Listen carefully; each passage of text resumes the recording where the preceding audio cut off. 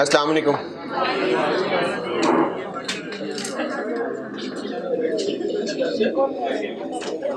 दुरूद शरीफ पढ़ लें।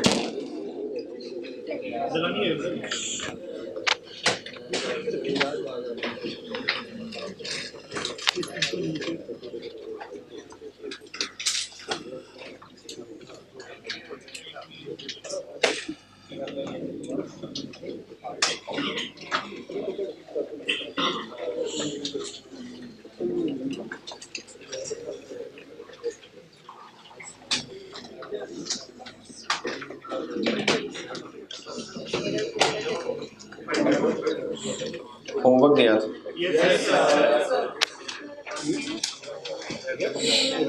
चाइस पे तो यस सर बनता ही है। किया है। स्प्रिंग 20 कहा था, क्वेश्चन नंबर 7।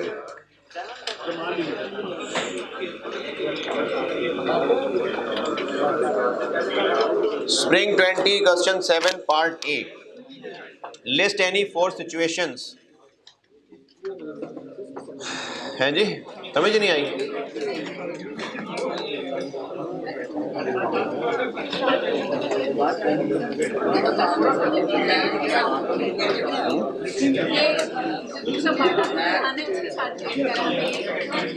उसके साथ हाँ ए नहीं पढ़ा हुआ है ये।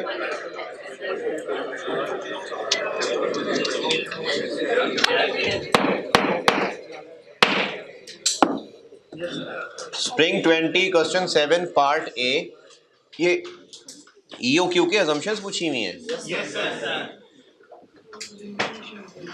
लिमिटेशंस, अजम्पशंस वही बात है। बस पूछा कुछ इस तरह से है कि कोई ऐसे हालात बताएं कि EOQ जो बेस्ट कहते थे सारे, वो बात फारिग हो जाएगी। तो इसका मतलब अजम्पशंस जो थी उनको नेगेटिव कर देंगे। क्या बात? हाँ क्या क्या मैंने आपको अजम्पशंस क्या बताई थी? Demand constant through out the year है, तो अब हम जवाब देंगे कि कांस्टेंट ड्यूरिंग द ईयर नहीं है। फिर ऑर्डर लीड टाइम सर्टेन है, तो अब हम कहेंगे सर्टेन नहीं है।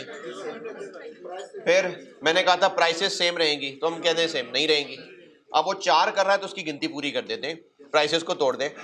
परचेज प्राइस सेम नहीं रहेगी, एक पॉइंट। ऑर्डर कॉस्ट सेम नहीं रहेगी, दूसरा पॉइंट। होल्डिंग कॉस्ट सेम नहीं रहेगी, तीसरा पॉइंट। वो तो उसने रिक्वायरमेंट में 4 पूछे थे ना, इसलिए सोल्यूशन में 4 लिखे हुए। मैंने 5 बता दिया आपको। कौन सा समझ नहीं आया?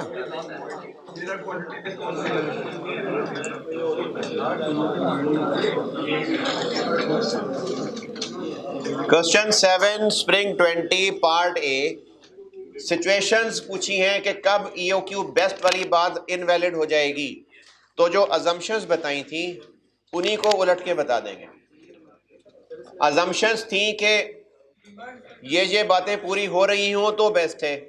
अब वो कह रहा है कि क्या हालात होंगे कि बेस्ट नहीं होगा, ये वो बातें पूरी नहीं हो रही होंगी। तो उन्हीं अजम्पशंस को नोट करके लिख देंगे। तो वो जो मैंने आपको 3 अजम्पशंस लिखवाई थी, उसने कहा है 4, तो उसी को तोड़ ले। मैंने आखिरी पॉइंट कहा था 3 में टूट सकता है। Constant demand constant through out the period होती है, अब हम कहेंगे नहीं होती। फिर उसके बाद लीड टाइम कांस्टेंट है, अब हम कह देंगे कांस्टेंट नहीं है। फिर तीसरी बात मैंने प्राइस की कही थी, उसको भी 3 में तोड़ देते हैं। परचेज प्राइस सेम नहीं रहेगी, होल्डिंग कॉस्ट सेम नहीं रहेगी, ऑर्डर कॉस्ट सेम नहीं रहेगी। तो सॉल्यूशन में जो चौथा पॉइंट लिखा हुआ है वो लिखा हुआ है परचेज प्राइस सेम नहीं रहेगी। कैसे सेम नहीं रहेगी? जब डिस्काउंट्स होंगे। तो ये लिखा हुआ है सॉल्यूशन का चौथा पॉइंट।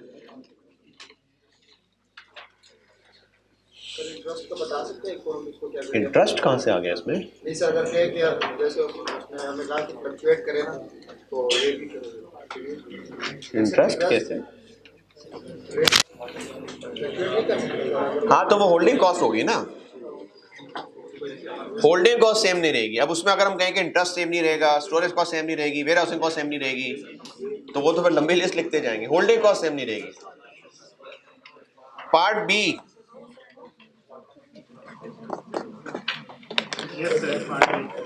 मटेरियल खरीदने की बात हो रही है। प्रोडक्ट क्या बनता है, कितने यूनिट्स? इनके लिए 1 किलो लगता है T3 यानी 19,000 किलो, लेकिन नुकसान हो जाता है तो इसलिए एनुअल डिमांड आ जाएगी 20,000 केजी। इस एनुअल डिमांड में कोई एतराज सवाल किया हो तो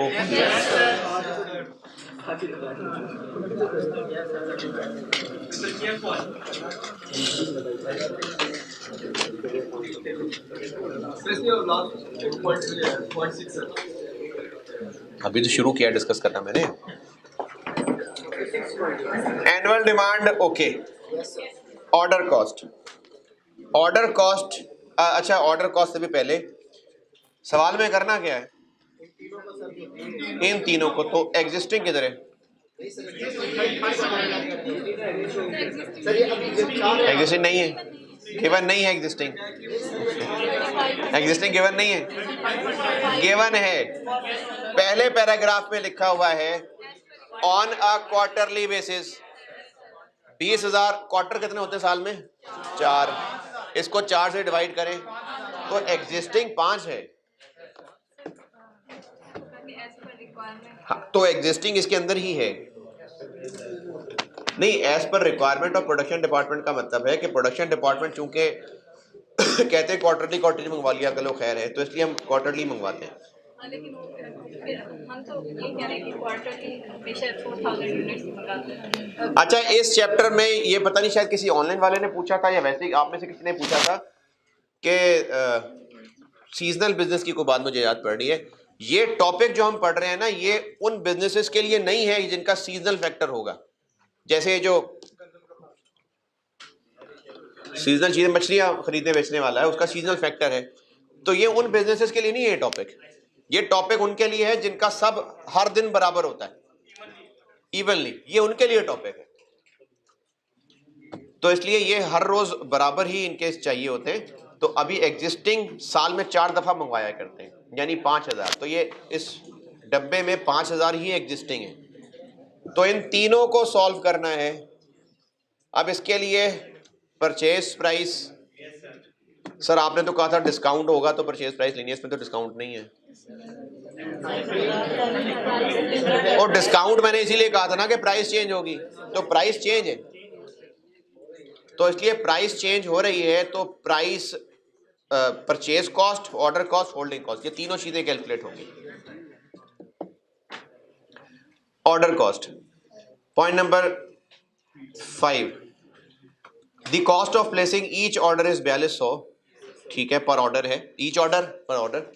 लेकिन इसमें से 1780 के बारे में कह रहे हैं कि वो रेलिवेंट नहीं है। वो वैसे हमने आपको बेशक पर ऑर्डर करके बता दिया, लेकिन ये तो लोगों की सैलरी है, तो इसलिए 1780 इसमें से निकाल देंगे, बाकी relevant order cost per order होगी। पॉइंट नंबर 6, 260 रुपए पर केजी। एक सवाल था परसों, होमवर्क था शायद, ओरे लिमिटेड, उसमें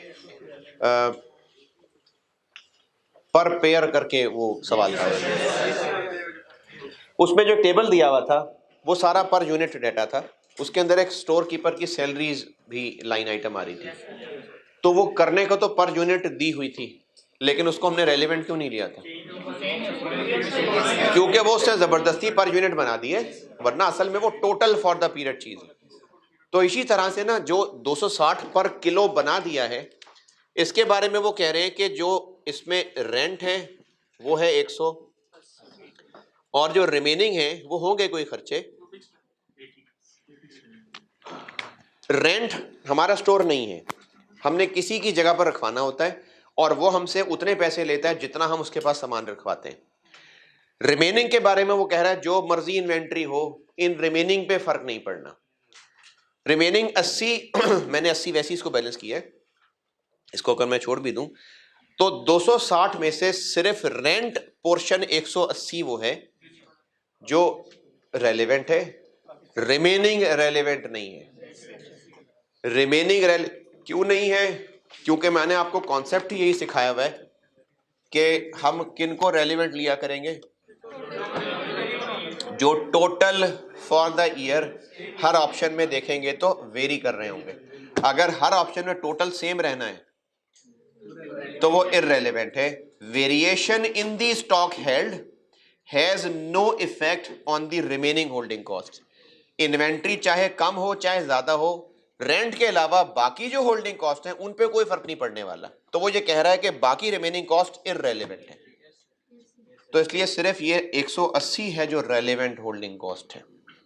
एवरेज कॉस्ट क्या जी? जैसे ऊपर लिखा होता है ना, average cost holding cost per KG of average stock is 260। हाँ। तो सर जितना एवरेज पड़ा होगा सर ये 260। वो एवरेज के वर्ड से आपकी बात बिल्कुल ठीक है, लेकिन आगे उसने एक्सप्लेन कर तो दिया। सर अगर ये लाइन फिर ना हो तो हम 260 लेते, बिल्कुल ले लेते।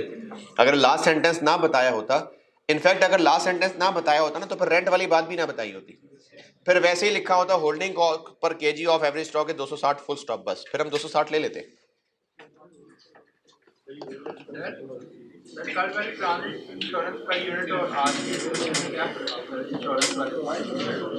आज कौन सी इंश्योरेंस है?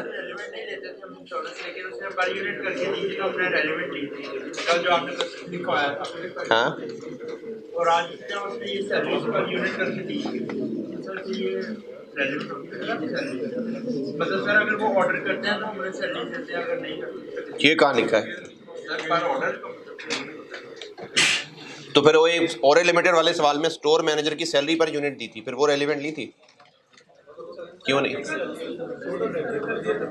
देखिए, फिक्स्ड ओवरहेड्स पर यूनिट बनाने को तो बना सकते हैं, लेकिन सैलरी नाम से ही एक टोटल फिक्स चीज होती है, तो यहां भी सैलरी का ही वर्ड है।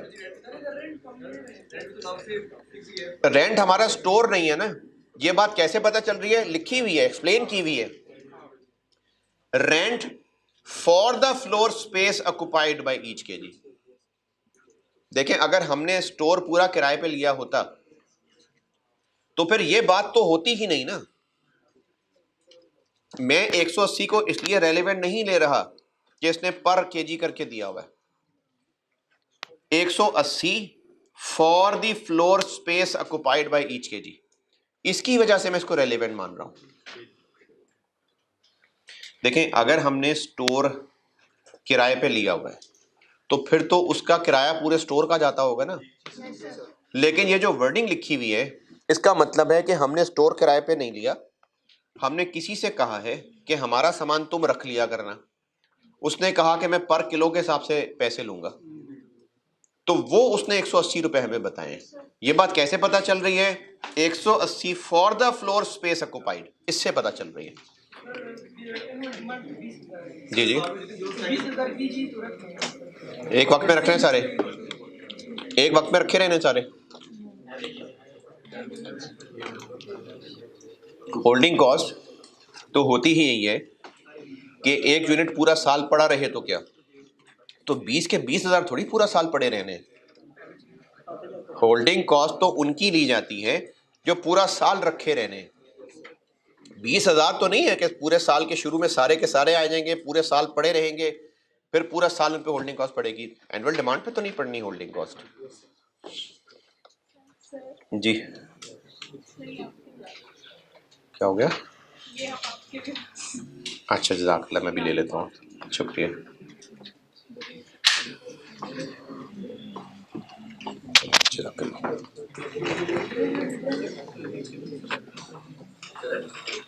पॉइंट नंबर 6 हो गया, मसला हल कि नहीं?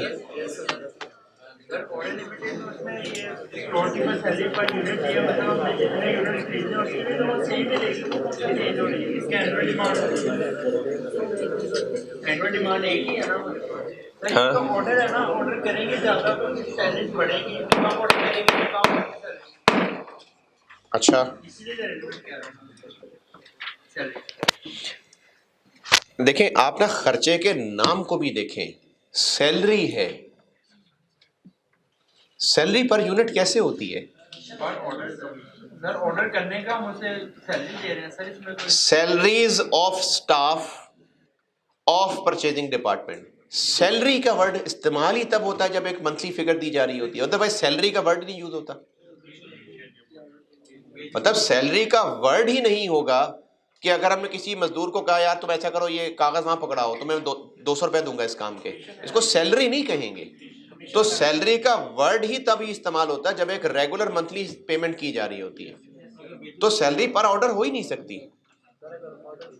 सर वो आपने कल भी एक पॉइंट क्लास में बोला था कि कोई आपने अपनी अकल भी इस्तेमाल करनी के पर ऑर्डर करके अगर आपने दिया भी हो तो उसकी रेलेवेंस से बचा। हाँ, तो इसीलिए ये पॉइंट नहीं अकल इन अ वे बिल्कुल आपने बात सही कही है, लेकिन अकल भी सही जगह इस्तेमाल करनी है। जो कल वाला पॉइंट था उसमें क्या था कि उसमें insurance per unit ₹10 per unit बता दी होती तो वो एक इररेलेवेंट ऑर्डर कॉस्ट होती, लेकिन वो बताई थी 10% ऑफ परचेज कॉस्ट, और ओक्यू डिफरेंट होने से परचेज कॉस्ट डिफरेंट हो रही थी।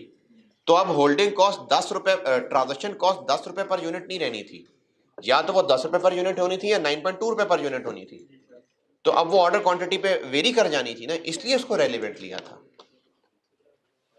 मैंने कुछ क्लासेस पहले एक सवाल ऐसा कराया था कि अगर इतने यूनिट्स ट्रांसपोर्ट करने हुए तो ये रेट है, इतने करने हुए तो ये रेट है। तो ये रेलिवेंट चीज हुई ना, क्योंकि दोनों ऑप्शन में फर्क है। इस लिहाज से मैंने अकल का कहा था कि अगर जनरल टिप क्या बताई थी कि वो ऑर्डर कॉस्ट जो पर ऑर्डर करके दी होती है जनरल टिप है, जो पर ऑर्डर करके दी होती है वो रेलिवेंट है, जो पर यूनिट करके दी होती है वो इररेलेवेंट है। ये जनरल टिप है। अब अकल इस बात पे लगानी है कि सैलरी पर ऑर्डर, तो सैलरी तो होती ही मंथली फिक्स चीज है। यहां पर अब अकल आ गई, वो जनरल टिप थी कि खर्चा पर ऑर्डर दिया हुआ तो रेलिवेंट होता है, एक जनरल टिप थी वो रूल नहीं था, वाहिद रूल नहीं था। वो एक आपको वैसे टिप्स जैसे बताइए वैसे टिप थी, लेकिन सैलरी का word itself fixed in nature होता है। ये बात प्रिवेल कर गई। जनरल टिप थी कि ऑर्डर कॉस्ट अगर पर यूनिट करके दी हुई है तो वो इररेलेवेंट है, ये जनरल टिप थी। लेकिन कल वाले सवाल को गौर करें तो पता चल रहा है कि ट्रांजिट इंश्योरेंस पर यूनिट इस ऑप्शन में कुछ और होगी, उस ऑप्शन में कुछ और होगी, इसलिए उसको रेलेवेंट कंसिडर किया था। क्वेश्चन में कभी भी सैलरी आ जाए तो वो इररेलेवेंट जी, क्योंकि वर्ड सैलरी ही एक मंथली बराबर कॉन्सेप्ट की चीज होती है।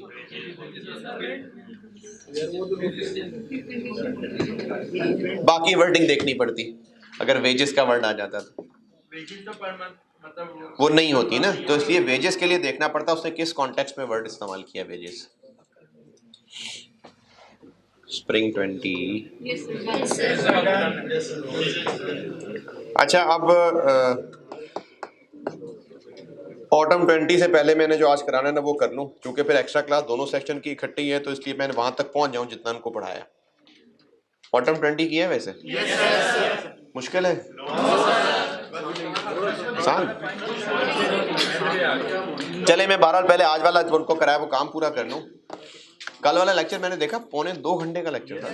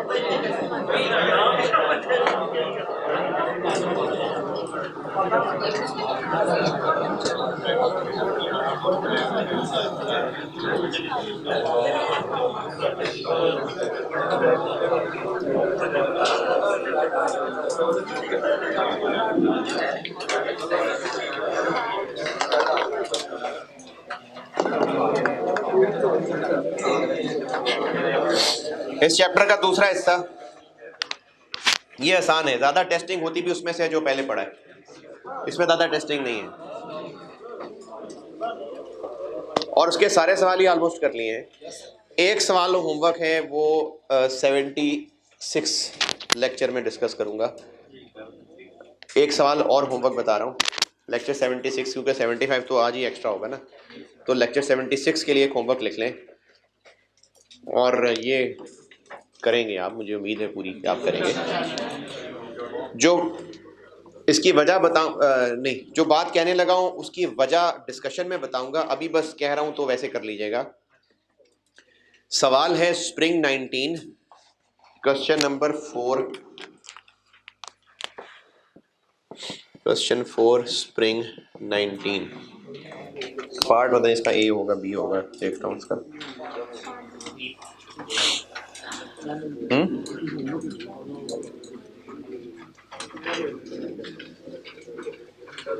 जी पार्ट बी, 4 का बी। वो जो ए है वो अब सिलेबस से निकल गई हुई ये चीज। Spring 19 question 4 part B, Orchid Limited. इसमें ना आपने काम करना है, अच्छा सवाल था ये। इसमें काम आपने करना है, वो वजह उसकी बताऊंगा जब डिस्कस करूंगा, अभी बस मैं कह रहा हूं तो वैसे कर दीजिए। जो 2001, इसमें शायद 2018 या 2019 ऐसा कुछ है,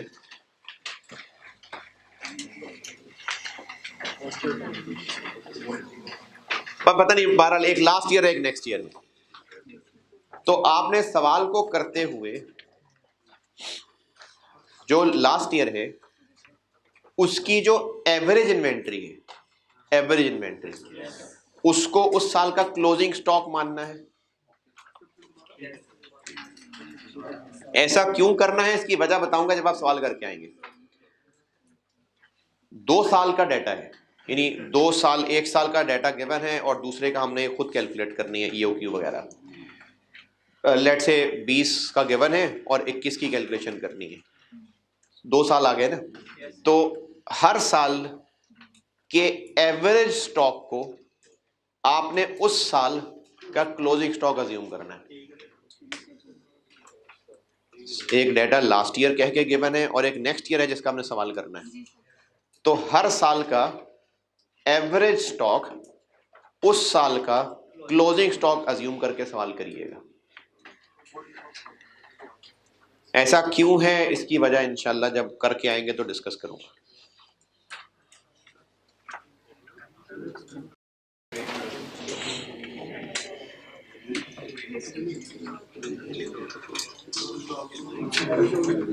अभी आज को पेजेस दिए थे ने?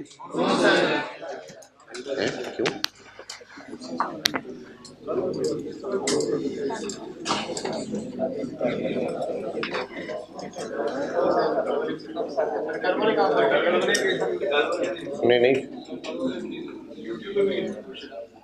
नहीं, कल वाले तो चलो मैं मंगवा लेता हूँ।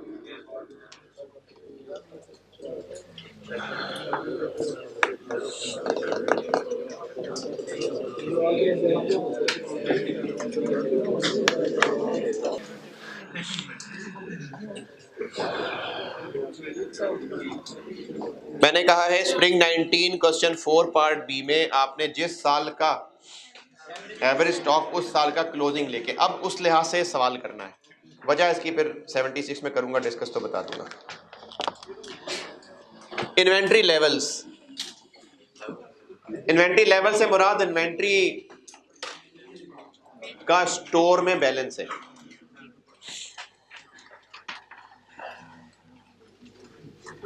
स्टोर में जो इन्वेंट्री का बैलेंस है ना, वो मुराद है इन्वेंट्री लेवल से। इसमें किस तरह के डिसीजंस हैं, इसकी मिसालें कुछ कॉमन लाइफ से बताता हूं।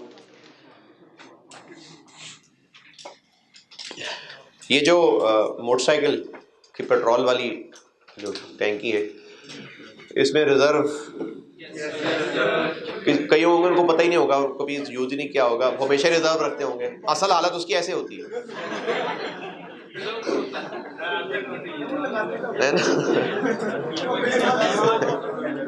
तो वो पेट्रोल खत्म हो जाए तो फिर जब झटके मार के रुकी है बाइक, तो फिर वो रिजर्व ऊपर करना पड़ेगा। तो इसका पर्पस क्या है? सीरियस, ये रिजर्व का कॉन्सेप्ट सेफ्टी स्टॉक नहीं। हाँ जी, हाँ जी। अब जब रिजर्व लग गया ना तो ये एक इंडिकेशन है कि पेट्रोल डलवा लें। अच्छा, उसमें भी इतना होगा कि जरूरी नहीं कि जहां पेट्रोल खत्म हो रहा है वहां पेट्रोल पंप भी है, तो इतना होगा कि आप पेट्रोल पंप तक पहुंचे। अच्छा, ये मिसाल उन लोगों के लिए थी जिनको ये नॉब ऐसे और ऐसे का पता हो, जिन्होंने सारी जिंदगी ऐसे ही नॉब रख के चलाई है, और वो जब पेट्रोल खत्म होता है तो वो ये इस तरह करके चलाते हैं। ये मिसाल उनके लिए नहीं थी।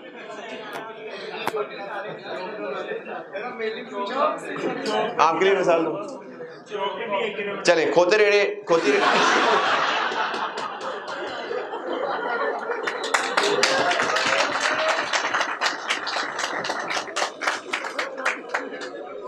तो वो जो खोता उसका खाना खत्म हो गया है।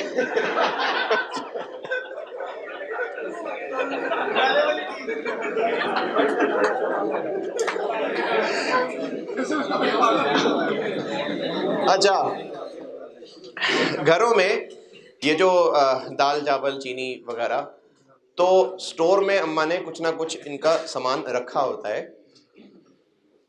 अच्छा, अब अम्मा अगर अक्लमंदी का मुजाहरा करे और आपसे जब चीनी मंगवाई है और आपको 4 दफा कहना पड़ता है फिर चीनी आती है, तो उनकी समझदारी इसमें है कि वो कब कहना शुरू कर दें चीनी लाने का? 4 दिन पहले। अच्छा, किससे 4 दिन पहले? जिस दिन चाहिए, खत्म होने से 4 दिन पहले। अच्छा, अब ये 4 दिन का मार्जिन उन्होंने आपको इसलिए कहना शुरू कर दिया कि कहने के 4 दिन बाद जाके कहीं चीनी लेके आएंगे। तो समझदारी ये थी कि कितना सामान रह गया हो तो ऑर्डर प्लेस कर दें। तो ये यहां पर सीखना है। अच्छा, इसी तरह से ये जो कॉलेज आते जाते कुछ ना कुछ पैसे जेब में रखे होते हैं, सारे तो नहीं, दोस्तों के भरोसे आते, कुछ ना कुछ पैसे तो रखे ही होते हैं ना। तो ये जो पैसे थोड़े बहुत जेब में रखे होते हैं, अगर आप हैं भी बहुत बहुत फाइनेंशियली वेल ऑफ, तो 1 करोड़ 2 करोड़ तो जेब में लेके कोई नहीं आता होगा, बेशक हों वो, लेकिन जेब में रखने की जरूरत नहीं है, खतरा है और जरूरत नहीं। उतने पैसे होने चाहिए जिनका इस्तेमाल होने का चांस हो। अगर उससे ज्यादा लिए फिर रहे तो बेवकूफी है। कहीं इन्वेस्ट करें, कमाएं, तो जरूरत से ज्यादा भी स्टोर नहीं रखना। तो इस टाइप के डिसीजंस पढ़ने हैं यहां कि स्टोर में कितनी चीजें रह जाएं तो क्या, और कितनी हो जाएं तो क्या, और कितनी बच जाएं तो क्या। इस तरह के डिसीजन पढ़ाने लगा हूं मैं। इनमें एक ग्राफ बनाऊंगा, लेकिन ये सिर्फ अंडरस्टैंडिंग के लिए है। अगर आपकी इकोनॉमिक्स एग्जाम नहीं, कहीं ऐसे भी होंगे ना, पास ही नहीं हो रही होगी, फिर एग्जाम हो गई तो चलो शुक्र है। अच्छा, पास नहीं हो रही होगी और फिर एग्जाम हो गई होगी तो घर में बताया होगा जी इकोनॉमिक्स मेरी अब जो है ना वो पास हो गई है। तो ये सिर्फ अंडरस्टैंडिंग के लिए बता रहा हूं। बनाऊंगा एक ग्राफ, अभी नहीं, थोड़ी देर बाद बनाता हूं। ये हेडिंग दी है मैंने, अब एक ग्राफ बनाऊंगा जहां, अभी नहीं, अभी एक थोड़ी देर बाद बनाता हूं। इन्वेंट्री से रिलेटेड कुछ लेवल्स हैं जिनके फार्मूले हैं। ग्राफ में आपको सिर्फ इसलिए बताऊंगा कि उन फार्मूलों का थोड़ा बहुत कॉन्सेप्ट भी बता सकूं। अदरवाइज हैं वो फार्मूले, आपको ये कॉन्सेप्ट समझ आ जाएगा तो भी लगाने फार्मूले ही हैं, नहीं समझ आएगा तो भी लगाने फार्मूले ही हैं। तो याद तो फार्मूले ही करने हैं, लेकिन अंडरस्टैंडिंग बन जाए इसलिए मैं थोड़ा ग्राफ का इस्तेमाल करूंगा। एक फार्मूला है, इसको कहते हैं रीऑर्डर लेवल, और इसको प्यार से ROL कहते हैं, रीऑर्डर लेवल। और ये जो भी वो चीनी वाली मिसाल दी थी, इनफैक्ट ये रीऑर्डर लेवल था। 4 दिन। क्या कॉन्सेप्ट था उसका? अम्मी कब कहना शुरू कर दें? अच्छा, 4 दिन का साइंस क्या है? एक्चुअली 4 दिन नहीं, जब डब्बे में उतनी चीनी रह जाए जो 4 दिन चल जाएगी तब कह दें आपको। इसको रीऑर्डर लेवल कहते हैं। जैसे ये जो पानी की टैंकी होती है घर में, अगर अच्छा मैनेज किया जा रहा है तो फिर टाइम से टाइम भरते रहेंगे, वरना तो बाथरूम से आवाज पड़ेगी मोटर चला दो तो ही मोटर चलाएं। लेकिन अगर मिसमैनेजमेंट ना हो तो टैंकी में पानी रहे, इसके लिए भी कोई ना कोई साइंस हर घर में कोई ना कोई रखी होगी, या तो कोई टाइम रखा होगा या जो पानी का टैंक है उसमें एक लेवल सोचा होगा कि यहाँ तक पहुँचे तो मोटर चला देनी चाहिए, क्योंकि हो सकता है कुछ इलाकों में पानी की टाइमिंग्स हों, उन टाइमिंग्स में ही पानी आना है, या लाहौर में तो नहीं लेकिन ऑनलाइन में दूसरे शहरों के बच्चे भी होंगे, तो ये पिंडी इस्लामाबाद वगैरह में टैंकर का होता है मसला, कराची में भी पानी नहीं आ रहा होता तो टैंकर बनवाने पड़ते हैं, तो वो टैंकर जो होंगे वो भी थोड़ा टाइम लेंगे आने में। तो जो घर में टैंक बनाया होगा उसमें कोई ना कोई लेवल रखा होगा कि यहाँ तक पानी पहुँच गया तो अब टैंकर वाले को कॉल कर दें, इसको रीऑर्डर लेवल कहते हैं। अगर ना रखें इस बात का ख्याल तो क्या हो जाएगा, खत्म हो जाएगा और चीजें आने तक खाली बैठे रहेंगे। तो इसको रीऑर्डर लेवल कहते हैं कि ये वो इन्वेंट्री लेवल है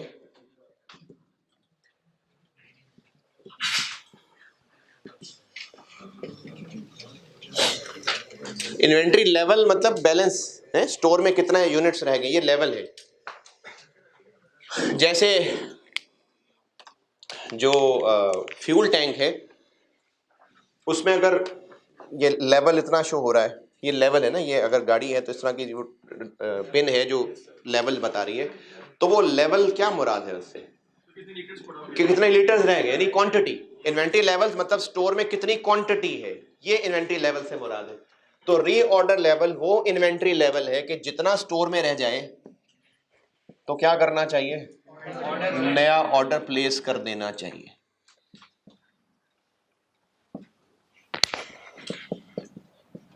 ताकि टू अवॉइड स्टॉक आउट।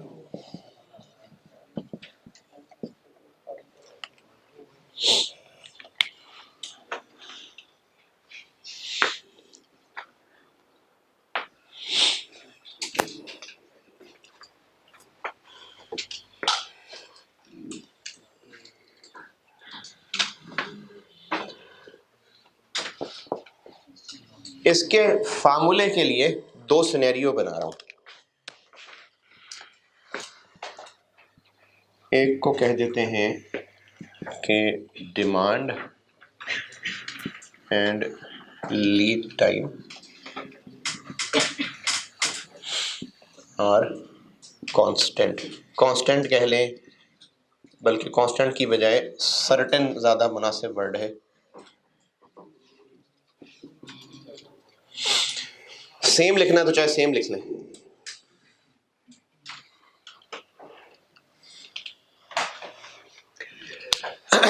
अच्छा, इस पोर्शन का कॉन्टेक्स्ट, जैसे मैंने पहले पार्ट ए का कॉन्टेक्स्ट बताया था, इसका कॉन्टेक्स्ट ये है कि पार्ट ए हो गया हुआ है, यानी हम ओ क्यू डिसाइड कर चुके हैं। अब ये उससे आगे चल रही है बात, ओ क्यू हो चुका हुआ डिसाइड।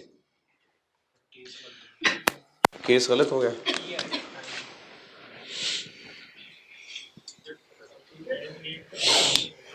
क्या जी? Lead time are certain, demand and lead time are certain.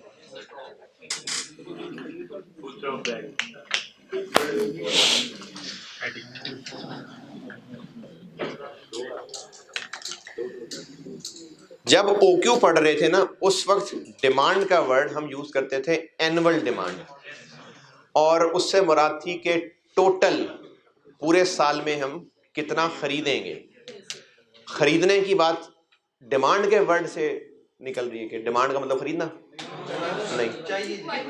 हमने डिमांड यूज इस कॉन्टेक्स्ट में करनी थी कि एक वक्त में कितना खरीदें, फार्मूला खरीदने वाला लगना था, इसलिए वहां डिमांड से मुराद परचेजेस थी। यहां पर जब डिमांड की बात करने लगा हूं मैं, तो ये परचेजेस वाली साइड से नहीं है, अब ये डिमांड यूजेज वाली साइड से। यानी अगर फिनिश गुड्स की डिमांड की बात कर रहा हूं, यानी अगर ट्रेडिंग बिजनेस है, फिनिश गुड्स की डिमांड की बात हो रही है, तो सेल यानी डिमांड पर डे लेट से 300 यूनिट्स, तो क्या मुराद है उसकी कि रोज 300 यूनिट्स कस्टमर्स खरीदने आया करेंगे, डिमांड। अब ये यूजेज वाली साइड पे डिमांड है। और अगर मैन्युफैक्चरिंग बिजनेस है, रॉ मटेरियल की बात कर रहा हूं, तो कंजम्पशन हिसाब से। तो वर्ड तो वही है, लेकिन अब चूंकि कॉन्टेक्स्ट बदल गया, तो इस टॉपिक में डिमांड मींस कि इसको चाहिए, फिनिश गुड्स है तो कस्टमर कितनी डिमांड कर रहे हैं, और मैन्युफैक्चरिंग है तो रॉ मटेरियल कितनी कंज्यूम होने की डिमांड है।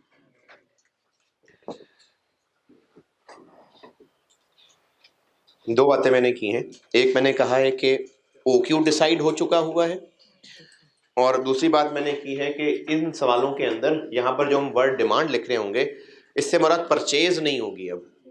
अब हम डिमांड यूजेज के पॉइंट ऑफ व्यू से बात कर रहे होंगे। फिनिश गुड्स हैं तो सेल की बात हो रही होगी, और रॉ मटेरियल है तो कंजम्पशन के एंगल से देख रहे होंगे।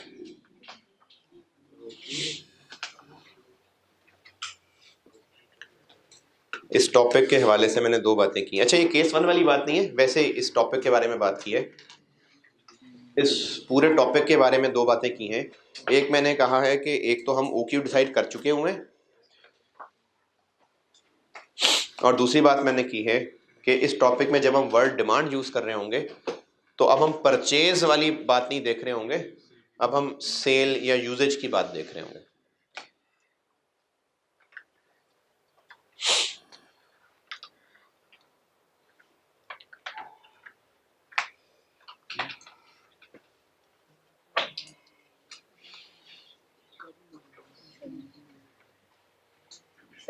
जी, दरवाज़ा तो आज बाहर नहीं है, ख़ास मौसम।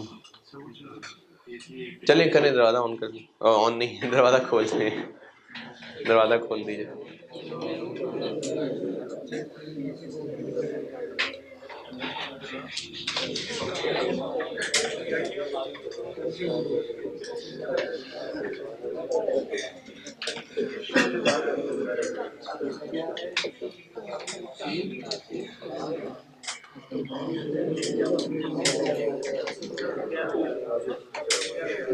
जो अभी तक अल्फाज सोच रहे हैं दोबारा सुन लें। इस टॉपिक का कॉन्टेक्स्ट बताया मैंने, केस 1 नहीं, इस टॉपिक का कॉन्टेक्स्ट बताया है। एक तो ओक्यू डिसाइड हो चुका हुआ है, दूसरा इस टॉपिक में हम लोग जो डिमांड का वर्ड यूज कर रहे होंगे अब वो यूजेज पॉइंट ऑफ व्यू से होगा कि फिनिश गुड्स की बात हो रही है तो वो कस्टमर्स की तरफ से होने वाली डिमांड है, और अगर रॉ मटेरियल की बात हो रही है तो वो प्रोसेस वालों की तरफ से डिमांड है।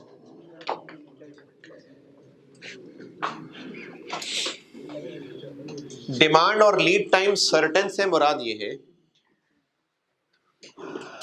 कि अगर लीड टाइम मैंने बताया था एक दफा पहले, अगर लीड टाइम 10 दिन है तो बस वो 10 दिन ही होगा, 10 से 15 नहीं हो जाएगा, कंफर्म 10 दिन ही लगेंगे।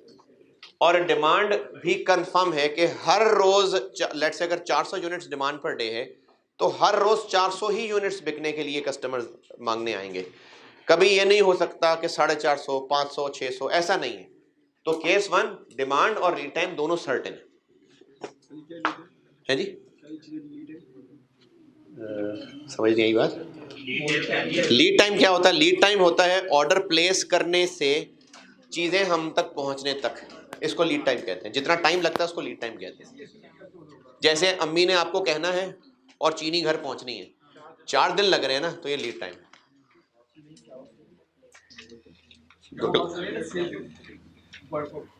हाँ।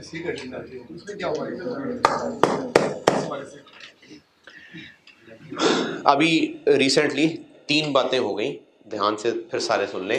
एक, मैंने ये बताया कि इस पोर्शन ऑफ चैप्टर में कॉन्टेक्स्ट ये है कि ओक्यू डिसाइड हो चुका, अब वहां से हमने आगे चलना है। दूसरी बात मैंने की कि मैंने इन फार्मूलों में वर्ड डिमांड यूज करना होगा, तो डिमांड से मुराद इन फार्मूलों में अब यूजेज वाली साइड है कि कितना कस्टमर खरीदने आएगा, प्रोडक्शन वाले कितना रॉ मटेरियल से मांगेंगे, ये दूसरी बात की। तीसरी बात अभी एक स्टूडेंट के कहने पे मैंने दोबारा रिवाइज की है कि लीड टाइम कहते हैं ऑर्डर प्लेस करने से चीजें पहुंचने तक जो खरीदने का प्रोसीजर है, वो लीड टाइम खरीदने ही का है कि जब हम नई चीजें खरीदेंगे तो सप्लायर को ऑर्डर देने से चीजें पहुंचने तक जो टाइम लगेगा उसको लीड टाइम कहते हैं। यहां तक और कोई कंफ्यूजन? केस 1 ये बनाया है कि अगर डिमांड पर डे 300 यूनिट्स है तो वो 300 ही होगी, किसी दिन 300 से कम ज्यादा नहीं होगी, ये है demand certain. Lead time certain का मतलब है कि अगर सप्लायर ने कहे हैं कि 20 दिन चाहिए हमें, तो बस वो 20 दिन ही कहेगा। जुलाई, अगस्त, सितंबर, जनवरी में कोई फर्क नहीं पड़ेगा, हर दफा 20 दिन में सामान आ जाया करेगा। तो demand and lead time are certain.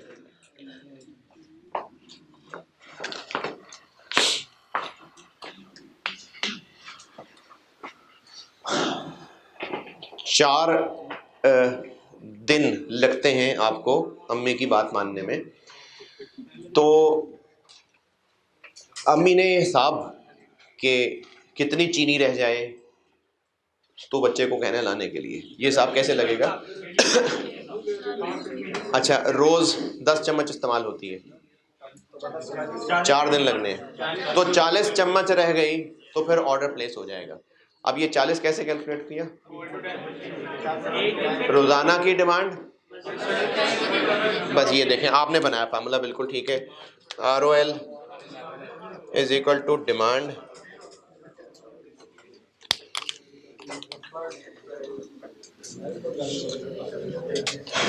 अच्छा, अब ये मैंने जो ग्रीन में लिखा है ना, ये अभी पहली दफा चूंकि पढ़ा है इसलिए लिख दिया है, अदरवाइज ये बार बार नहीं बोलूंगा, डिमांड इनटू लीड टाइम ही कहा करूंगा। अब ये आपने खुद इसको एक लॉजिकल मैचिंग का ध्यान रखना है।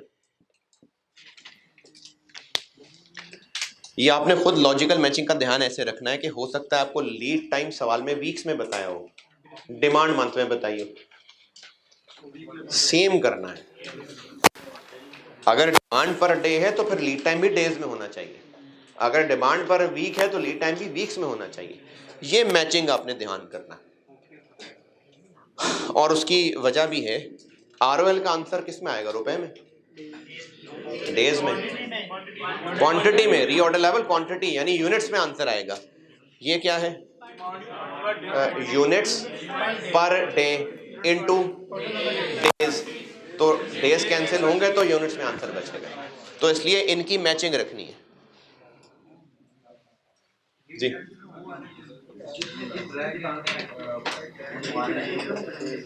लीड टाइम है सप्लायर को ऑर्डर प्लेस करने से गिनना शुरू करें और सामान पहुंच गया दरवाजे पर, यहां तक, ये लीड टाइम है।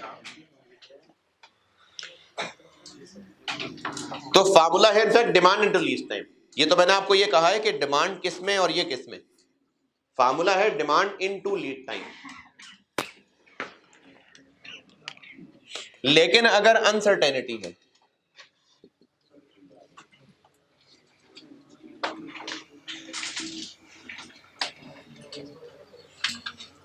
हाँ जी, केस यही था, बस फार्मूला ही लिखना था ना, ये फार्मूला है।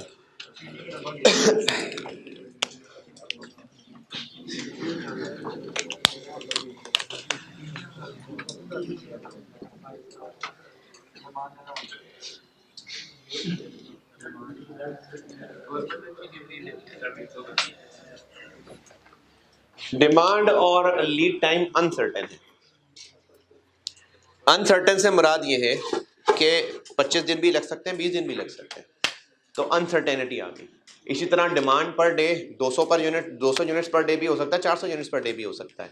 ये मुराद है मेरी अनसर्टेनिटी से। सवाल में कैसे पहचानेंगे कि वो है कि ये है कि ये है?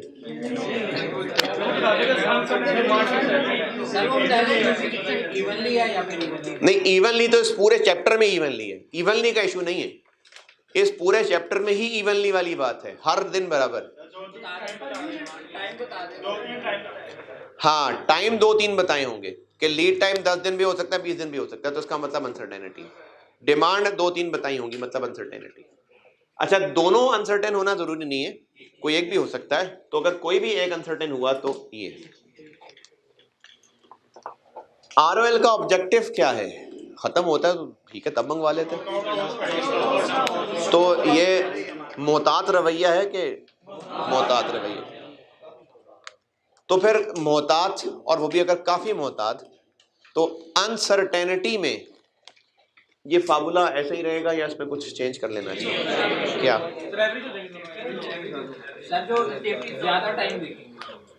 ठीक है, सेफ्टी स्टॉक वाली बात पे भी थोड़ी देर बाद बात करूंगा, है जी। हाँ, क्यों ज्यादा टाइम? देखें, ROL का मकसद क्या था? स्टॉक ले आए पेजेस? अच्छा, एक तो ये पेजेस पहले वो बांटना जो कल बांटे थे। अभी आप सिर्फ वो लोग पेजेस रखिएगा जो कल नहीं थे यहाँ, जिनको कल पेजेस नहीं मिले थे। कल मैंने 2 तरह के पेजेस बांटे थे। एक ऑटम 2016 का सॉल्यूशन था और एक ऑटम 20, किधर गया वो? अच्छा चलो, आता है तो बताता हूँ। कल बहरहाल मैंने 2 पेजेस दिए थे, एक ऑटम 20 और ऑनलाइन वालों के कोर्स में अपलोडेड है। ऑटम 20 क्वेश्चन एंड आंसर और ये स्प्रिंग नहीं, ऑटम 16 क्वेश्चन 7 जामिल लिमिटेड, ये मैंने अपने फॉर्मेट पे सोल्यूशन दिया था। कल ये 2 पेजेस दिए थे। और ऑनलाइन वाले बच्चों के लिए जो ऑटम 16 क्वेश्चन 7 सोल्यूशन की बात कर रहा हूँ, वो आप उसमें देखिए वेरिएंस वाले चैप्टर में। और ये जो ऑटम 20 का क्वेश्चन आंसर दिया था, ये आपके ये मैंने साथ लिखा भी हुआ है, लेक्चर 73 साथ ब्रैकेट में लिखा हुआ। पहले कल वाला पेज बांटना।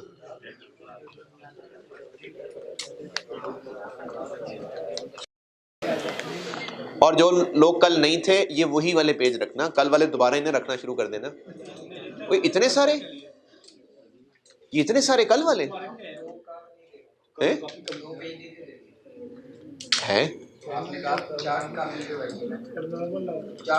ये अभी कौन से हैं? इतने सारे तो नहीं कल वाले हो सकते हैं यार। इस पेज पे बताओ ना, ऊपर लिखा क्या हुआ है? क्या चीज? नहीं बेटा, ये अभी रखना। ये मैंने उसको नुमान को कहा था 3-4 दिन बाद देना। ये रख लो, ये रहने दो। और हाँ ये वाला, यही वाला। पिज्जा नहीं दे रहे थे, यही जो पिज्जा वाला पेज था ना, ये बांटा था ना कल बहुत सारा, ये सबको पिज्जे खिलाए थे ना कल, वो वाला पेजेस दे दें। और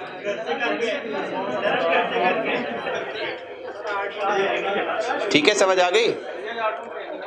अभी वो पेज बांट रहे हैं जो वो पिज्जा वाला स्टेपल हुआ था ना, इसमें देख लो पहले। एक ऑटम 20 का क्वेश्चन है और साथ एक देखो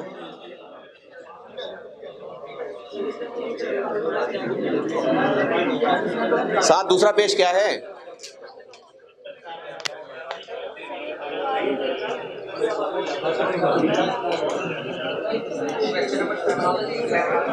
हाँ ठीक है, पहले ये बांटिए। अब ये जो पहले बंट रहा है, ये उन लोगों को दे रहे हैं जो कल नहीं थे। वो लोग रखिएगा जिनको कल मिल गया तो वो दोबारा ना रखना शुरू कर दें। अच्छा, ये खामोशी से है, इसका खामोशी से इधर बात सुन ले। आरओएल का ऑब्जेक्टिव ही एहतियात है। आरओएल का ऑब्जेक्टिव ही एहतियात है ना, ये हम एहतियात ही कर रहे हैं कि स्टोर में अभी सामान रहता हो तो नया ऑर्डर प्लेस कर दें, ताकि जब तक वो सामान पहुंचे ये जो रहता था ये इस्तेमाल होता रहे। तो अगर अनसर्टेनिटी है, जैसे मैं इसकी मिसाल ऐसे बताता हूं कि अगर आपने पेपर देने पहुंचना है या कहीं भी इनफैक्ट पहुंचना है और पहुंचने का रास्ता खराब भी हो सकता है, तो अंदाजा ये है कि 40 मिनट भी लग सकते हैं, 1 घंटा भी लग सकता है, 1.5 घंटा भी लग सकता है, और आपने पहुंचना है टाइम पे। तो एहतियात क्या है? यानी मैक्सिमम का मार्जिन रख लें। बताएं जी, क्या फार्मूला लिखूं? Maximum demand into maximum lead time.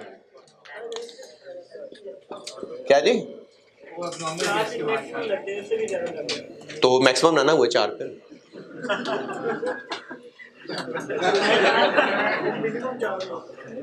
नहीं हाँ नहीं, सारे में प्लानिंग हो रही है ना। इस चैप्टर में हम प्लानिंग कर रहे हैं, डिसीजन मेकिंग में सब अभी फ्यूचर प्लान हो रहा होता है। तो अगर अभी अंदाजा 4 दिन, मैक्सिमम 4 दिन है तो मैक्सिमम 4 दिन ही है। अगर 6 भी लग सकते हैं तो फिर 6 मैक्सिमम होगा। मैक्सिमम डिमांड इनटू मैक्सिमम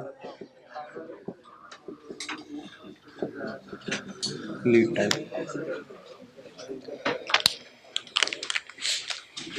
अगर डिमांड और लीड टाइम का एक ही नंबर है, मतलब सर्टेन है, तो डिमांड इनटू लीड टाइम, और अगर मल्टीपल वैल्यूज हैं, अनसर्टेनिटी है, तो maximum demand into maximum lead time.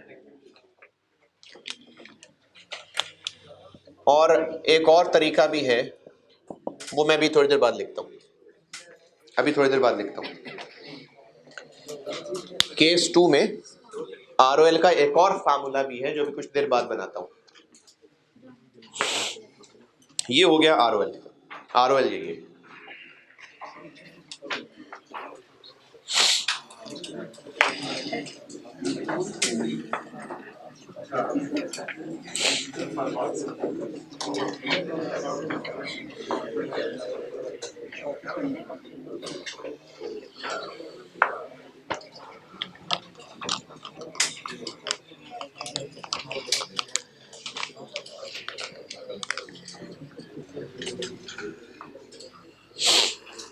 कल और अभी भी जिन लोगों को मिल रहा है, ऑटम 20 का जो पेज क्वेश्चन और आंसर दिया है, ये आप अपने रेलिवेंट जगह पर लगाएं। ऑटम 20 के पास्ट प्रेजेंट उसमें लगाएं इसको। इधर उधर रख लेते हैं तो फिर वो गायब हो जाएगा। ऑटम 20 का जो आई कैप का क्वेश्चन है, जो आई कैप का सोल्यूशन है, वो गलत है। ये मैंने कल बताया था कि वाकई गलत है, सिर्फ गुमान नहीं है मेरा, वाकई गलत था। कैमरा बंद करके बताया था। तो इसलिए जो आपको अमेंड करके क्वेश्चन दिया है वो करिएगा। क्वाड्रेटिक इक्वेशन नहीं है आपके स्कोप में कोई चीज है जी, होगा पढ़ा हुआ, लेकिन क्यूएम में पढ़ा हुआ, क्यूएम में क्वाड्रेटिक इक्वेशन, क्यूएम में कहाँ है यार, कैलकुलेटर पे है।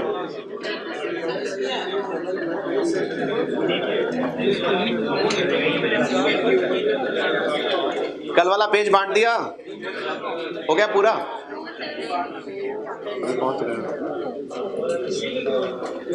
अच्छा चले इधर, OQ डिसाइड हो चुका हुआ। ये मैंने एक टाइम लाइन पे इन्वेंट्री का बैलेंस बनाया है। जब पहली दफा चीजें खरीद के लाएंगे तो स्टोर में कितनी चीजें आ जाएंगी?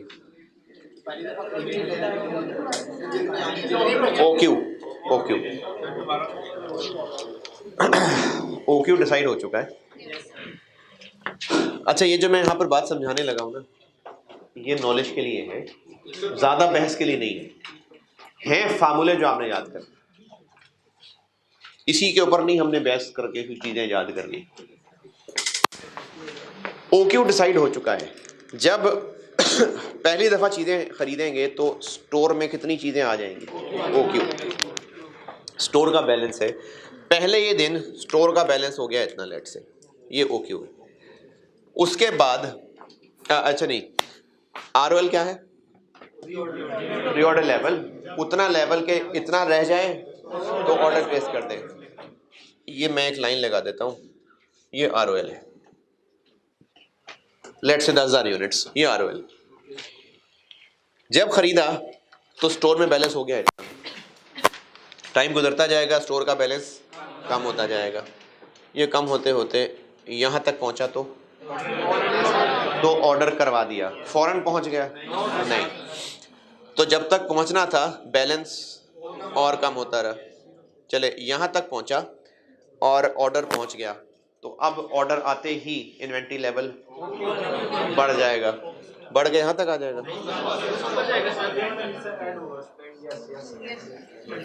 क्योंकि यहां तक अभी स्टोर में यूनिट्स पड़े थे और आ गए तो यहां तक पहुंच गया। लेट से OQ 15,000 है, तो अगर बैलेंस अभी 4,000 तक पहुंचा था तो 19,000 तक पहुंच गया। फिर टाइम गुजरना शुरू हुआ, यहां पर क्या किया, ऑर्डर प्लेस हो गया। इस दफा टाइम ज्यादा लग गया, अब आ गया ऑर्डर, तो अब इन्वेंट्री बैलेंस इससे थोड़ा कम रहेगा। चले इतना कर लेते हैं। फिर मजीद टाइम गुजरा और फिर बैलेंस कम होता रहा, यहाँ तक पहुँचे तो रीऑर्डर हो गया। इस दफ़ा जल्दी आ गया सामान, अभी यहीं पहुँचे थे तो अब ये सबसे ऊपर तक गया। ये इस तरह आगे चलता रहेगा, ये आगे चलता रहेगा।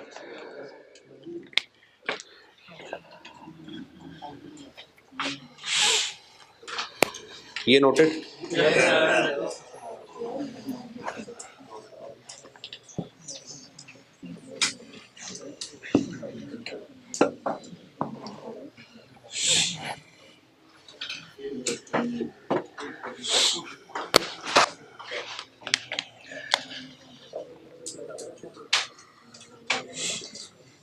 मैक्सिमम इन्वेंट्री, इसको मैक्सिमम इन्वेंट्री भी कहते हैं, मैक्सिमम स्टॉक भी कहते हैं, मैक्सिमम इन्वेंट्री लेवल भी कहते हैं।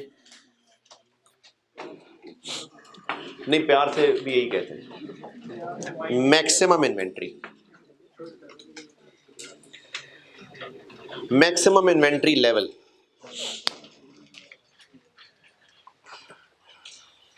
मैक्सिमम इन्वेंट्री लेवल नाम से शायद लग रहा है कि जिससे ज़्यादा अगर ठूसने की कोशिश की तो स्टोर जो है वो ब्लास्ट कर जाएगा। ये नहीं है। Maximum inventory maximum storage capacity नहीं है। मैक्सिमम इन्वेंट्री वो लाइन है जिससे नीचे चीज रहे तो अक्लमंदी है, इससे ऊपर चलेगा तो बेवकूफ़ी शुरू हो जाएगी। हमने स्टोर में इन्वेंट्री रिकॉर्ड करनी होती है कि स्टॉक आउट ना हो। अच्छा, अगर आपने इस चीज़ पे शायद ऑब्जर्व किया हो कभी कि कुछ इलाके हैं जहाँ पर ये जो खाने पीने का सामान, ये जो किराना स्टोर है, ये बहुत ज़्यादा अवेलेबल नहीं है। गांव वगैरह के इलाके हो गए तो उनको फिर जाके, पहाड़ी इलाके हो गए, उनको फिर जाके शहर जाके फिर ये सामान लाना पड़ता है। और कुछ घर होंगे जिनमें हर गली नुक्कड़ के ऊपर एक जनरल स्टोर है, तो दोनों तरह के घरों के अंदर सेम स्टोरेज लेवल होगा नहीं। अब जिसके साथ वाली दुकान पे, साथ वाली गली में ही 4-4 दुकानें हैं, तो उन घर वालों को 2-2 साल का स्टोर नहीं करना चाहिए, बेकार में जगह कमरा भर के बैठे होंगे। तो मैक्सिमम इन्वेंट्री उतना लेवल है कि अगर यहां तक इन्वेंट्री है या इससे अंदर अंदर है तो ठीक है, लेकिन अगर इन्वेंट्री लेवल इससे ऊपर बढ़ गया तो फिर आप अच्छी इन्वेंट्री मैनेज नहीं कर रहे, फजूल में यूनिट स्टोर करके बैठे हुए, बेकार में होल्डिंग कॉस्ट इनकर किए जा रहे हैं। तो मैक्सिमम इन्वेंट्री लेवल वो अक्लमंदी वाली लाइन है।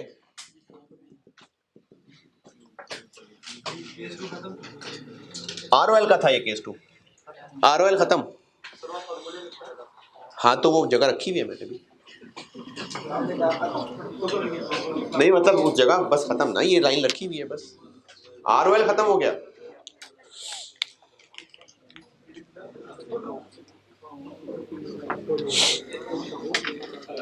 आरओएल खत्म हो गया।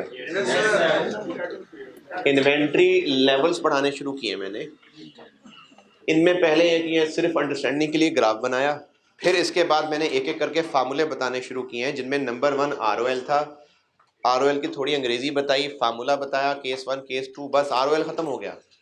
अब दूसरा फार्मूला बता रहा हूं, मैक्सिमम इन्वेंट्री।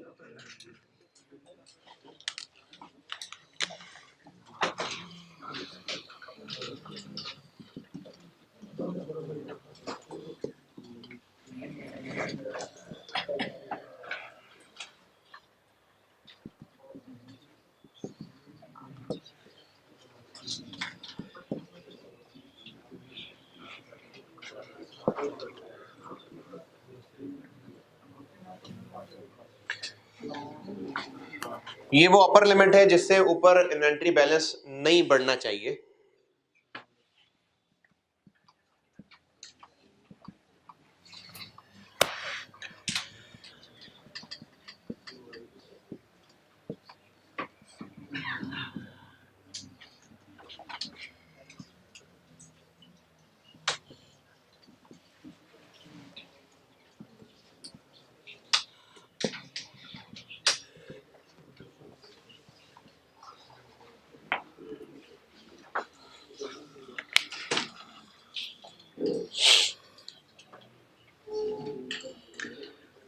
मैक्सिमम इन्वेंट्री एक अपर लेवल है जिससे ज़्यादा इन्वेंट्री की जगह तो है, लेकिन बेवकूफ़ी है उससे ज़्यादा स्टोर करना। जरूरत से ज्यादा स्टोर कर लेंगे तो बिला वजह होल्डिंग कॉस्ट हाई हो रही होंगी। ये इन्वेंट्री लेवल्स का कॉन्सेप्ट है, मैक्सिमम इन्वेंट्री का कॉन्सेप्ट है जी। बनाता हूँ फार्मूला इसका। फार्मूला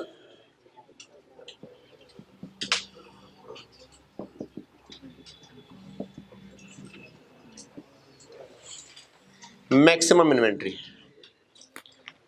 वाला पेज बंट गया सबको। क्या कर रहे हैं यार?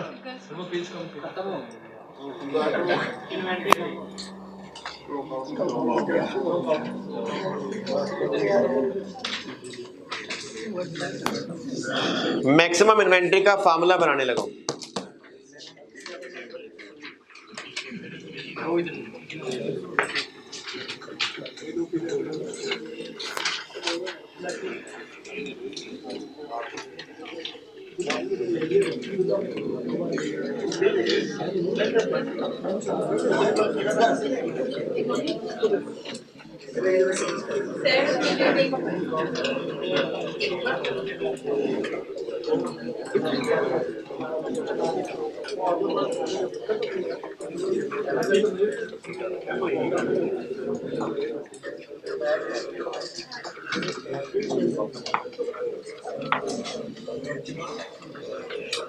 अब कल वाला पेज मिल गया सबको? अभी तो घंटा है ना यार।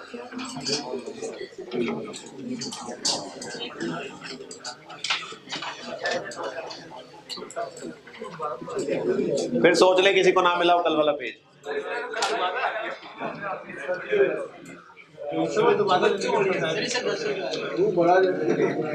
दे दो यार।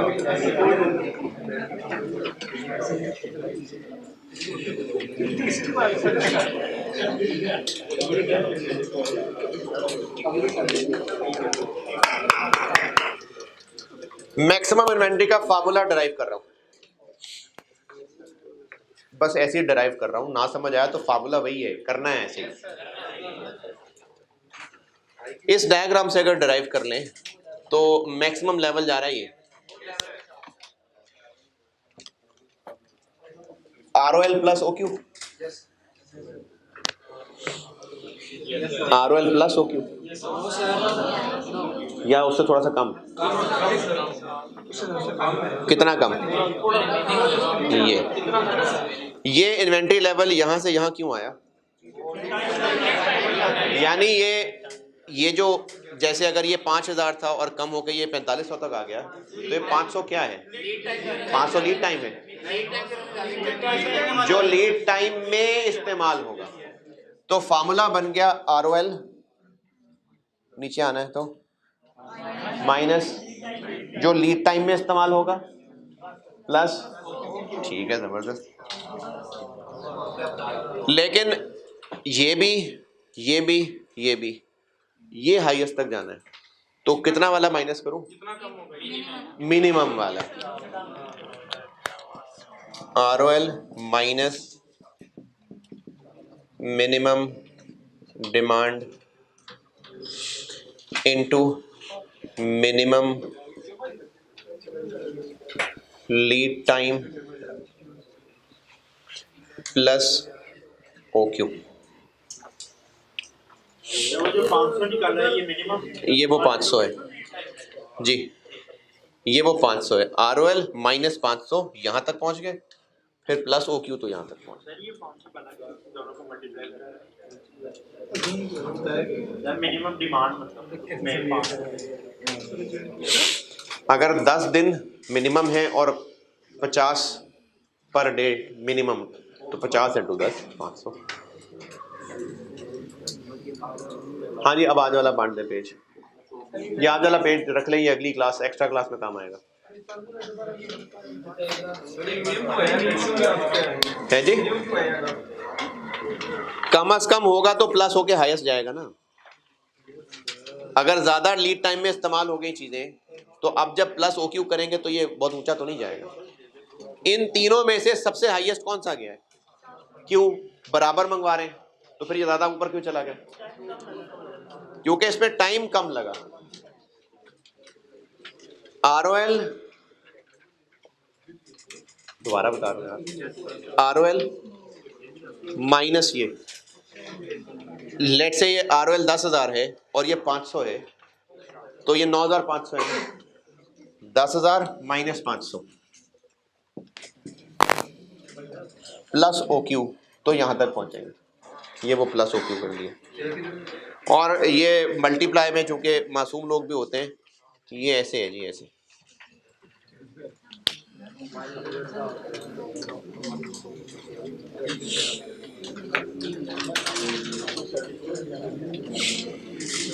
ये होता है मैक्सिमम इन्वेंट्री लेवल।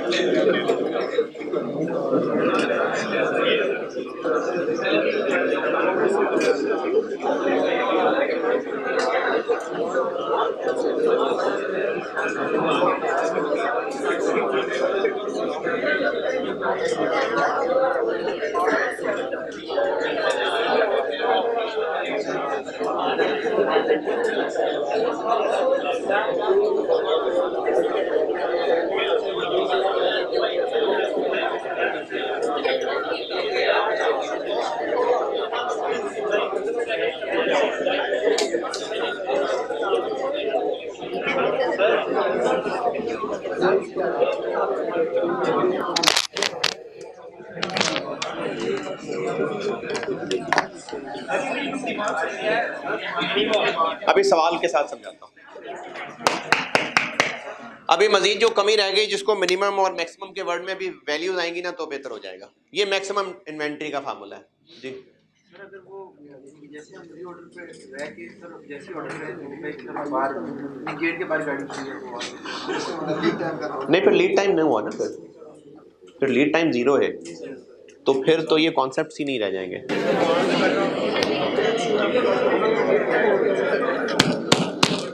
ये जो सारा हम टॉपिक पढ़ रहे हैं ना, ये हैं ही उन बिजनेस के मसाइल जिनमें लीड टाइम होता है। उन्हीं को ये सोचने की जरूरत है ना, वरना अगर साथ घर के दुकान है तो फिर क्यों परेशानी है कि कितना स्टॉक रखना है। आप क्या पूछ रहे थे? अगर नहीं तो ज्यादा यूज हो गई तो क्या है? मैं तो मैक्सिमम इन्वेंट्री का फार्मूला बता रहा हूं।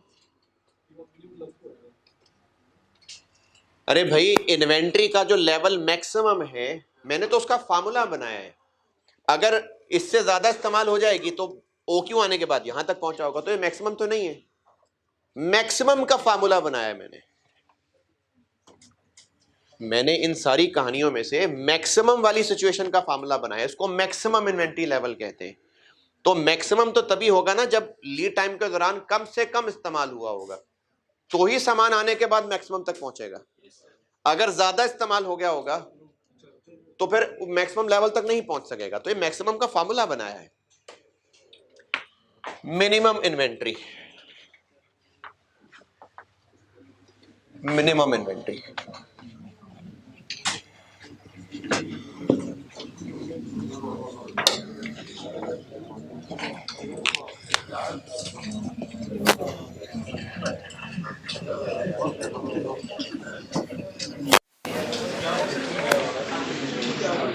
मिनिमम इन्वेंट्री ये वही है जिसको आप पहले सेफ्टी स्टॉक के नाम से पढ़ चुके हैं। यही है मिनिमम, इसी को कहते हैं। बफर स्टॉक भी यही है।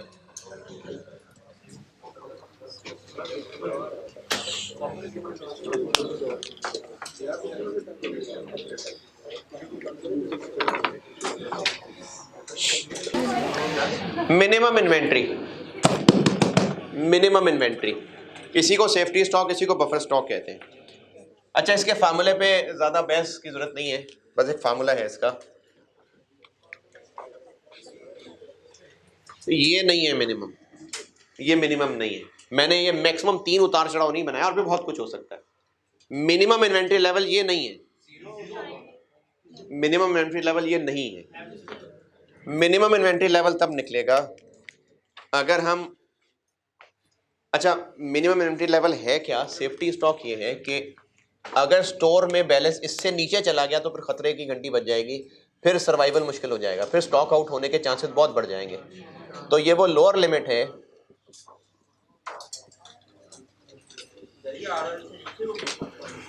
डेफिनेटली आरओएल तक पहुंचते हैं तो ऑर्डर प्लेस करते हैं, ये तो नॉर्मल चीज है। सेफ्टी स्टॉक बिल्कुल एंड लिमिट है कि इससे नीचे अगर चला गया तो बस फिर स्टॉक आउट हो जाना है आप। नहीं, रिजर्व तो मैंने आरओएल की मिसाल दी थी ना, मोटरसाइकिल का। जब वो जो बाइक वो हाँ वो वाला आ जाएगा, वो सेफ्टी।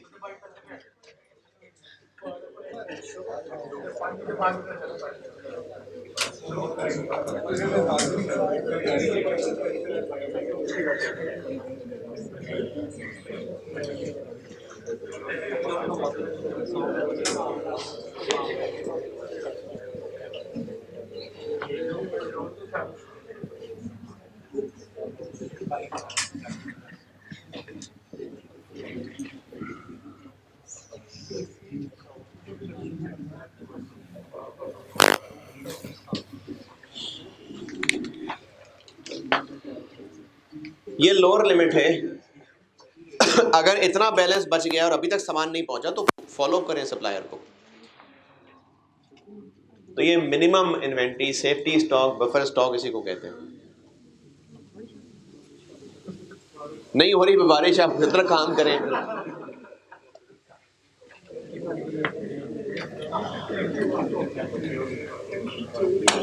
मिनिमम का फार्मूला है, अच्छा जब मैक्सिमम का फार्मूला था तो माइनस मिनिमम इंटू मिनिमम था, तो अब मिनिमम का फार्मूला मैक्सिमम इंटू मैक्सिमम कर दें। नहीं,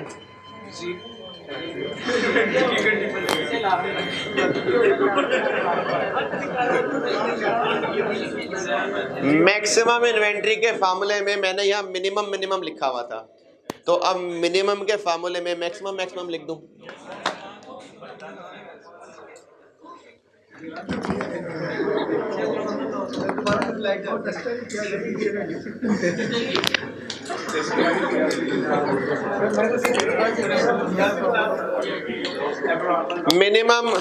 मिनिमम इन्वेंट्री के फार्मूले में इधर मैक्सिमम मैक्सिमम कर दूं।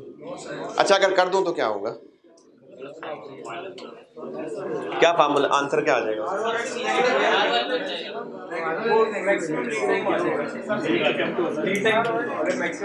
अगर मैं यहाँ मैक्सिमम इंटू मैक्सिमम लिख दूं तो क्या होगा? तो 0 हो जाएगा। तो इसकी मैक्सिमम इंटू मैक्सिमम नहीं होता, इसका हल होता है average.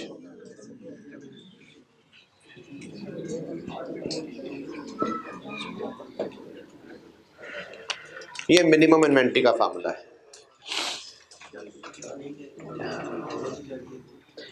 Minimum inventory, safety stock एक ही बात है। तो सेफ्टी स्टॉक का ये फार्मूला है, ROL minus average into average. नहीं ना, इसमें जरूरी नहीं है कि मिनिमम हो।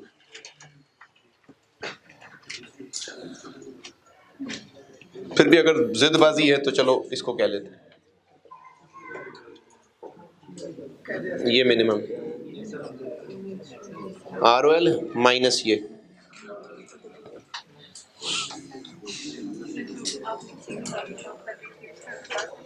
क्या चीज? चीनी की मिसाल दी थी। हाँ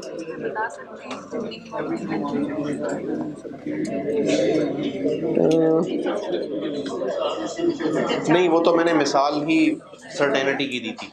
वो मिसाल सर्टेनिटी की थी। अनसर्टेनिटी होगी तो ये हो कि 4 दिन में भी बात सुन सकता है, 6 में भी सुन सकता है। अच्छा मैं बात पूरी कर रहा हूँ।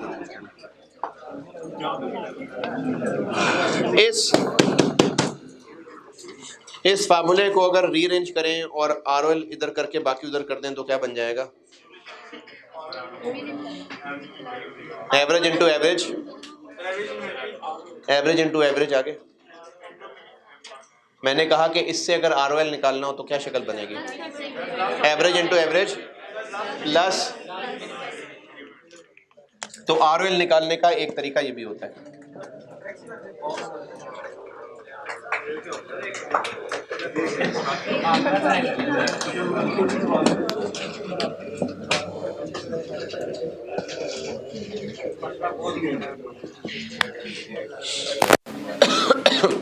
कुछ सवालों में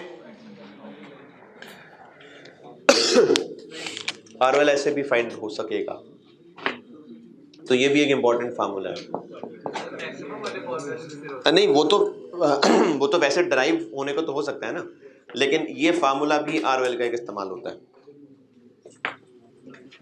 इसी चैप्टर में आगे चल के देखेंगे कि हमें सेफ्टी स्टॉक पे बेस करके ROL निकालना होगा, तो ये उसलिए बताया फार्मूला। किसमें है सेफर साइड पे? तभी तो सेफ्टी स्टॉक ऐड किया हुआ है, सेफर साइड पे ही। नहीं अच्छा, आप ये कह रहे हैं कि इन दोनों का आंसर सेम होगा। अगर एक ही डेटा से ये सब वैल्यूज निकाली जाए तो सेम आएगा, लेकिन आपके सवाल में जो डाटा गिवन होगा उससे सेम आएगा। इस तरीके से करें, इस तरीके से करें, नहीं, जरूरी नहीं है। ये फार्मूला इसलिए बताया है क्योंकि अभी आगे चल के कुछ दफा हम ये फार्मूला इस्तेमाल कर रहे होंगे, वो नहीं कर रहे होंगे, इसलिए मैंने दोनों फार्मूले बताए। ROL में ये फार्मूला भी है, ये फार्मूला भी है।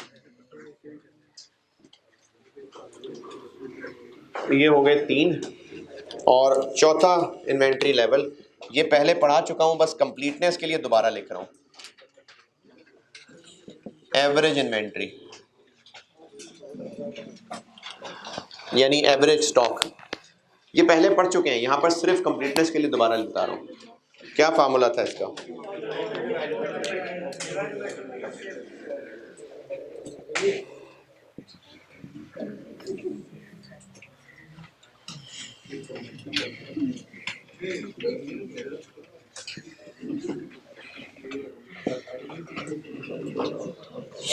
तो ये 4 फार्मूले बताएं आपको, ROL, maximum inventory, minimum inventory और एवरेज इन्वेंट्री।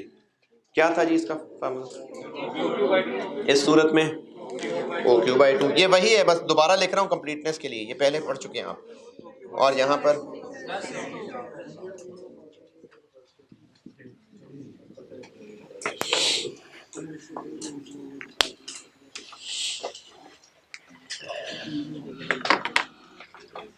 सवाल लिखें, बस इन्हीं का एक छोटा सा सवाल है, होमवर्क नहीं है अभी इतने में तो कर भी लेना था यार। सवाल लिखें,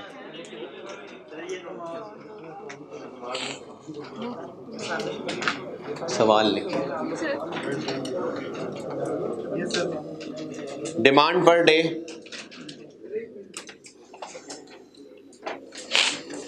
डिमांड पर डे, इसमें 3 वैल्यूज बताऊंगा। मिनिमम 200, एवरेज 400 और मैक्सिमम 500। लीड टाइम, पहले मैंने डिमांड पर डे बताई है। डिमांड पर डे 3 फिगर्स बताई हैं मैंने। एक मैंने डिमांड पर डे 3 फिगर्स बताई हैं, एक फिगर 200 है मिनिमम, एवरेज बताई है 400 और मैक्सिमम बताई है 500। अब बताने लगा हूं लीड टाइम, इसकी भी 3 फिगर्स हैं। लीड टाइम पर डे नहीं, लीड टाइम तो डेज में ही होगा ना। लीड टाइम है जी मिनिमम 10 डेज, एवरेज 12 डेज और maximum 15 days. OQ 30,000 units, OQ 30,000 units है। आपसे रिक्वायर्ड है अभी ROL, maximum inventory, safety stock और एवरेज स्टॉक, यही चारों हो।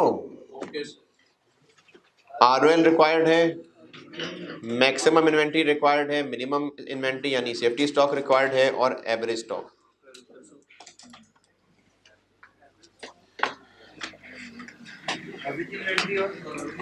यार यही जो 4 फार्मूले पढ़े हैं आज, ROL, maximum inventory, safety stock और एवरेज स्टॉक, ये करिए अभी।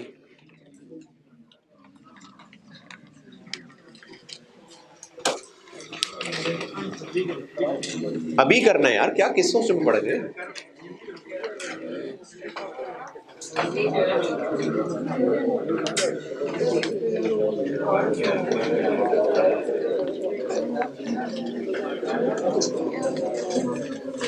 ROL का कौन सा वाला केस है?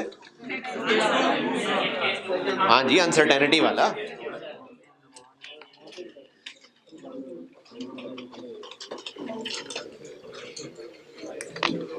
यानी ये वाला।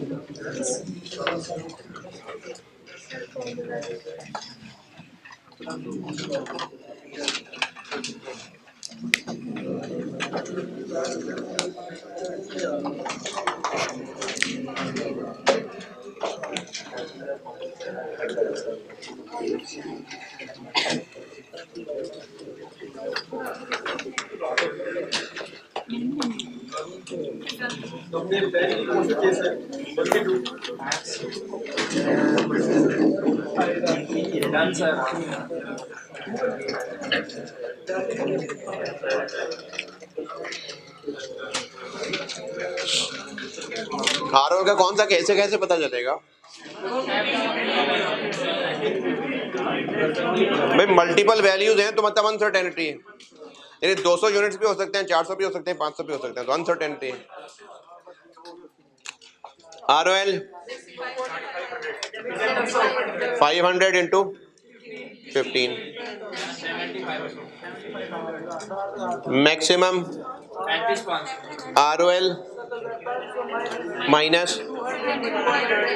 200 into 10 plus 30,000, 35,500, minimum ROL minus average into average 20, average inventory 30,000 plus